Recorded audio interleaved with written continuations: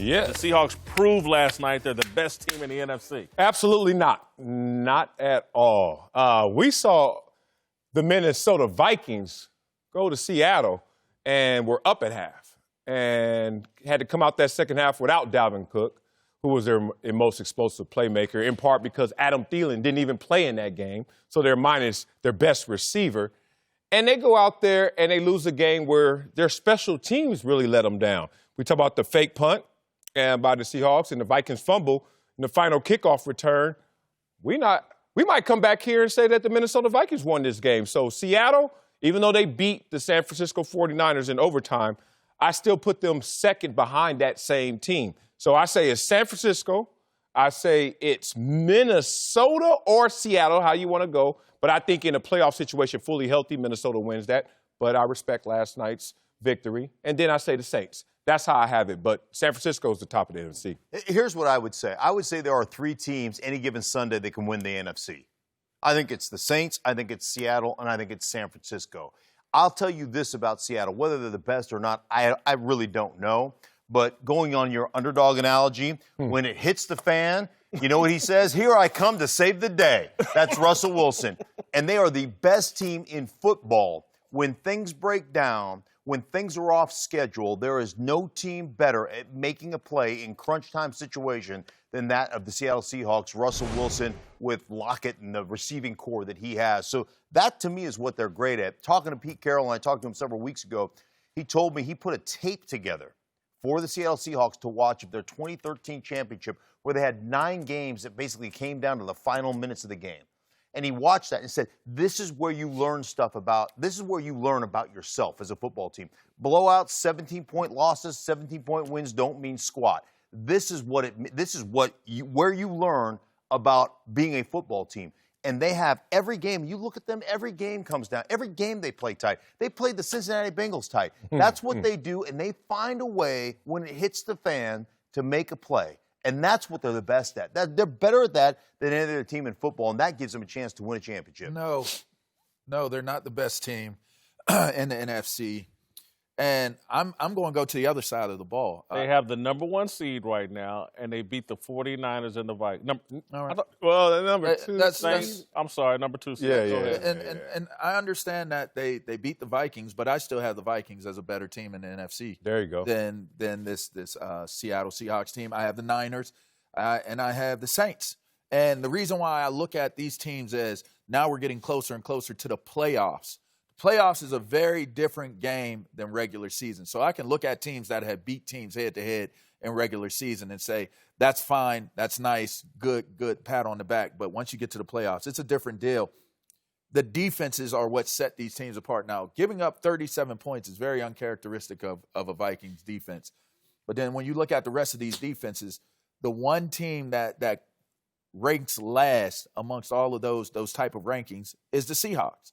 Total D. 49ers are 1, Vikings are 16th, Saints are 10th, Seahawks 24th. Ooh. That's damning when you go into a playoff situation. Points per game, Seahawks rank lower than those 3 teams as well. I think defense will always be the differentiator when you have someone like Russell who has to carry it on the offensive side of the ball. I don't think that they have the defense to do it. Well, my scenario, what I was impressed with last night and what I think is going to carry them is just their relentless commitment to the ground game. And they shoved it down Minnesota's throat last night with 2 different running backs, rushed for I think 213 yards against a very good Minnesota defense. And then they allow Russell Wilson to fill in the blanks where necessary. I love that formula, and I think their defense is just going to continue to get better and better and better. And again, the third better may be too much, but I think they're going to get better. better. I think they're going to get better than what they've shown so far this season. Better, get better. Yeah, I think the interesting Right. thing about their defense is they shut down a running game of Minnesota that has a really good running attack. They shut that down. You look at the Seahawks. The Seahawks play more 3-backer personnel. They play more base to nickel than any other team in football. And it eliminates some of what they can do from a pass rushing standpoint and a secondary standpoint. So just to give you kind of some football 101, when you play three linebackers, your will linebacker, your weak side linebacker outside of your defensive end, means your defensive end has to play a 4 technique, head up over the offensive tackle. That limits him in pass rush. And that's one of the reasons they're the worst pass rushing team, or one of the worst pass rushing teams in football. And then your opposite defensive end plays a 6 technique, head up over the tight end. That's not there's not an advantage to rushing the passer there either. So their sack numbers are down because they play base to nickel all the time. But their linebackers, there are 3 linebackers in Kendricks, in Wright, KJ Wright, and, Wagner. and Wagner and Wagner. They're as good as it gets in this league, and they defend the run. If they defend the run well, and the way that Russell Wilson makes plays in the end, they're a really tough out. I'm just a little bit amazed, and this goes to the underdog, underrated theme of Russell Wilson. Is like, what does he have to do, or what does his team have to do? They beat the 49ers. They just beat the Minnesota Vikings. What do they have to do to get that ultimate respect?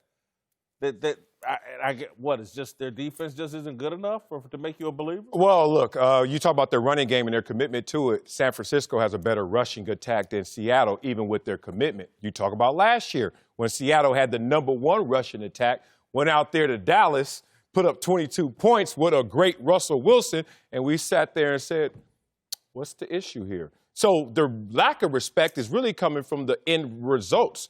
We've seen them come out with a more formidable offense and less results last year. So what's the difference offensively this year? Russell's going to bail them out? That's been a narrative for 3-4 years. DK Metcalf, Josh Gordon, Tyler Lockett, a better receiving core, a better offensive line, a better ground game, just better pieces around Russell Wilson.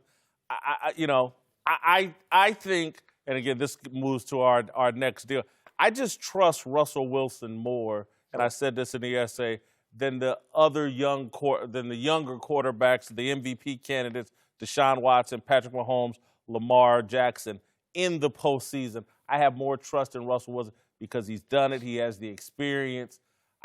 Not that I'm saying the moment's going to be too big for these other guys, but to me, this is why I think Seattle believes, and again, Lamar Jackson's the best player right now in football, but I think Seattle believes, and rightfully so, that they have the best quarterback playing right now. I'll go back to last year. We saw Russell Wilson and his team in the playoffs, and that wasn't the best example to support your case. Lamar Jackson got exposed because he played the same team 2 times in 3 weeks. They had the game plan for you in the L.A. Chargers. You talk about Patrick Mahomes, who's 1 possession away in his first full season as a starter for beating the New England Patriots last year. So I actually trust in all of them in different respects. We'll see if the Seattle Seahawks offensive wide receiver core is fully mature. We'll see if Lamar Jackson's gotten over that hump. But we've also saw Russell Wilson not be able to go out there and beat a Dallas Cowboys team that got beat by the Rams the week after and only put up 22 points. So my trust in Russell Wilson, it has its limits until I see everyone else around him Richard show up. Sherman, Cam Chancellor. I do sound like I sound like a Legion of Boom, don't I? Hey, listen, man. I'm a Russell Wilson. There is no better football team and there is no better quarterback when things break down, when things are off schedule, than Russell Wilson when it comes to throwing the ball, finding somebody deep, connecting and mind melting with his receivers and making something big happen. I'm telling you that nobody is better at that. And they'll make plays that way. Well, I mean, I trust them. I trust Russell Wilson. I trust him more than I trust Lamar Jackson at the current moment in time. And it is because of experience, and it is understanding what it is to win and how to lead winners. I just don't trust their defense. That's what it comes down to. Thanks for watching. Subscribe here to get the latest from the show. And be sure to check out more of the best clips from Speak For Yourself, or go watch a few segments from our other shows on FS1.